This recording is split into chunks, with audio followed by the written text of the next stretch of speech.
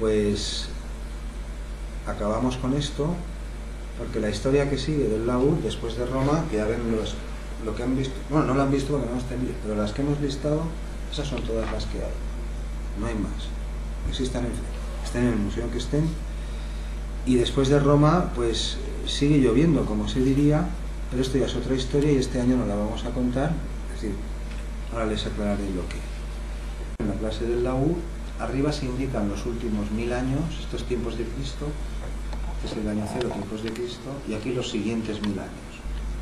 Y esto está, el año cero está aquí, los 1000 años antes y los 1000 años después, es decir, los tiempos de Guido d'Arezzo, en torno al año 1000, la sondisación, las notas, sí que lo veremos durante el curso, la caída de Roma más o menos en el 500, más o menos. Y a partir de la caída de Roma se persigue, bueno, antes ya venía ocurriendo esto, se persigue a los teatros, sobre todo la música de los teatros, decían, San Agustín, todos, San Agustín, Ambrosio, habrá una, cuando lleguemos a la Edad Media sí que grabaremos una clase sobre estos últimos romanos cristianos y otros después, que empezaron a hablar contra la música de los paganos, sobre todo la música de tubos, que es la clase que vieron aquí, tubos múltiples. Esta es la que más le molestaba. Aquí tenemos a Ambrosio, que habla contra los... Ambrosio de Milán manda más que el emperador en estos tiempos. Pero habla contra los conciertos, pero le molestaban especialmente los de viento. No se sabe por qué. Bueno, llegada a esa clase ya abundaremos. Esto es decir, cae el imperio y no es que se acabe todo, pero los teatros, los conciertos, los espectáculos públicos y los ritos paganos y los instrumentos que acompañaban todo eso, pues son poco a poco, bueno, desaparecen de las fuentes. Esto es una gaita de Alejandría, que ya la vimos. Esta es otra gaita de tiempos romanos, son estatuillas. Este es el Terón de Pompeya, aquellos dos organitos, bueno, ustedes no han visto esa, pero la verán, como dos portativos. Esto estaba funcionando en el 79 después de Cristo, que es cuando el volcán lo cubrió todo, y ahí los encontramos.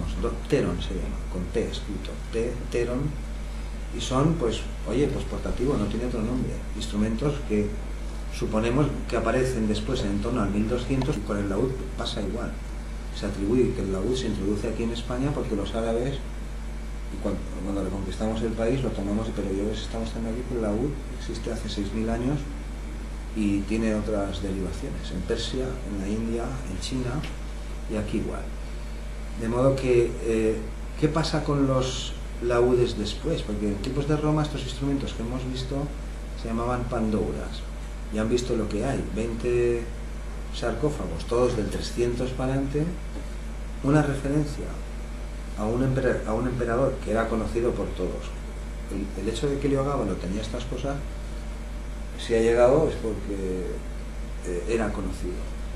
Pero los laúdes, igual que los aulos, igual que las gaitas, igual que los hidraulis, parecen desaparecer en torno al siglo V y no reaparecer hasta los tiempos. Alfonso X el Sabio es después todavía. Es decir, en el año 1000 que había en España, árabes, y menos en la Condesa Cantábrica, en el 1200 ya comenzamos a avanzar poco a poco, hasta que los reyes católicos expulsan al último. Pero aquí tenemos flautas triples, que también las vimos en la clase que hicimos aquí. Flautas triples, esto es un relieve románico. Flautas triples en el 700, es decir, 2 siglos después de que cae Roma, casi 3 siglos antes de Ubaldo, que es la primera polifonía que se acepta en Occidente, eso dicen. Es decir, que toda esta gente estuvo aquí 1000 años, construyó teatros, aparatos y de todo, estuvo mucho más avanzada que estos 1000 años después, de aquí, no hasta el año 1000, sino hasta el 1500. Y sin embargo, pues esto que me pone aquí son hidraulis medievales, noticias, no tenemos los instrumentos. Noticias de un papa o un obispo que encargaba a uno, que esto ya se contará cuando lleguemos a la Edad Media en otra clase.